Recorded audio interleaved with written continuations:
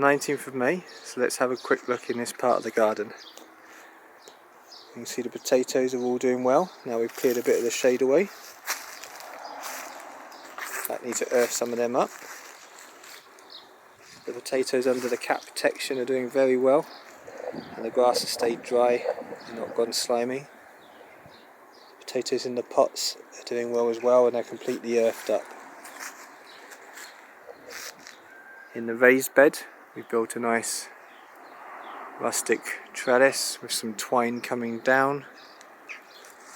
If we look at what's growing, some bush French beans in the front. We've got some broad beans in the back, with a little amount of beetroot just at the front. Along this side, next to every stick or string, we've got ourselves a runner bean. And as we come back just in front of that, we've got ourselves a line of garlic. In the middle of these square feet, we've got ourselves a line of spinach, taking up the centre line. Well, one that's always struggling. Every time we transplant a new spinach plant into here, they all wither and die. And just where we thought the garlic wasn't coming up here, which is here, and over there, we thought we'll plant some beetroot. And just to our surprise, the garlic has decided to pop up today. But you can still see the beetroot here. As we move past the front again, where we saw the broad beans, you can see the herbs that we transplanted. If I haven't put up the video yet, I'll get that one up still.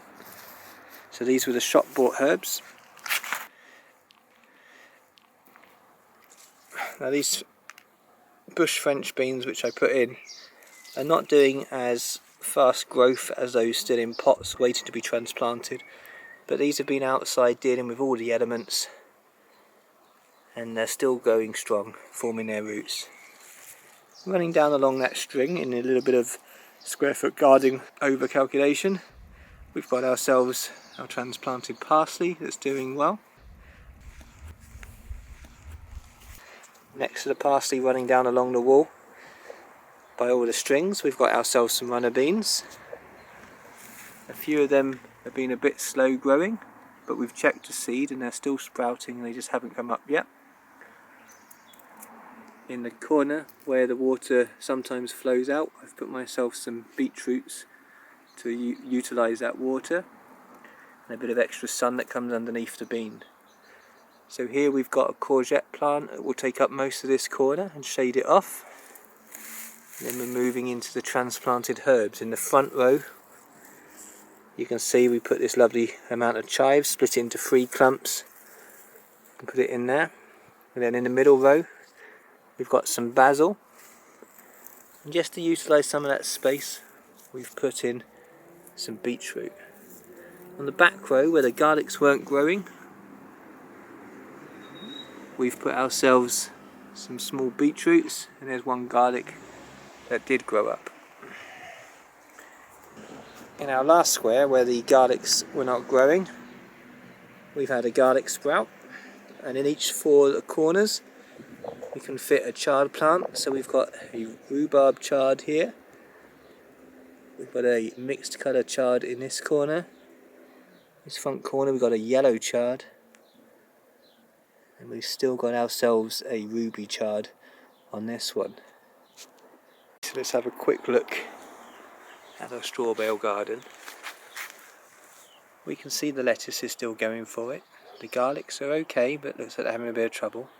The celery is still regrowing. The beetroot that we planted is still growing, and next to it we've got ourselves a clump of beetroot. We've just sown underneath this soil a bit of outdoor gherkin or cucumber and some dill. Next to it we've just put in our 2 sweet potato plants that we've sprouted off a sweet potato we got from the supermarket. There's another celery that's still growing. Then we've got our broad beans that we've put in from sowing in the freezer bag technique. And we've got some beetroot which has been transplanted into. Okay. At the front we've still got parsley. The chive's a little bit dry, looks like they've been eaten by something. And then we've got the basil still surviving on the front.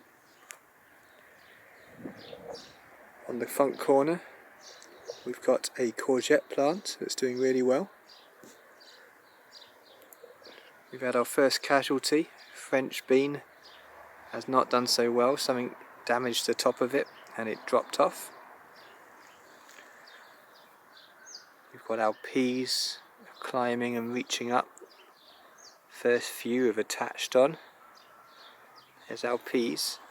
As we come back a bit closer, if we look careful, we can see the carrot tops are still there, but just in the foreground we can see the carrots have actually all started germinating. So this is old seed, 2 to 3 years old, and it's all starting to germinate, which means I'm going to have to thin out a lot of these carrots.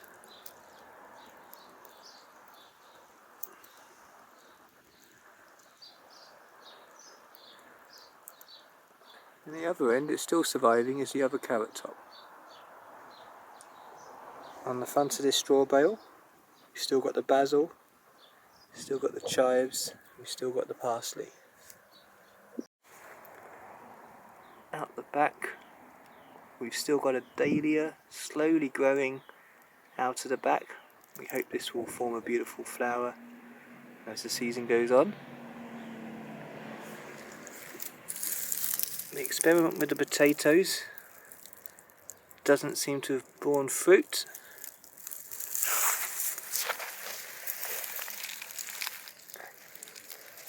And we can't see any other dahlias that we've planted out the back any good. Now this side is shaded quite a lot. It was a bit of a let's give it a go and see what happens, because we've got a big bit of shading in the morning that comes on it. It's not all about what's growing in the ground, but what might be ready to go in after or shortly. So in the cold frame we've got some squashes that look like they're not enjoying the heat of today and might be drying out a little bit. We've got some sweet corn.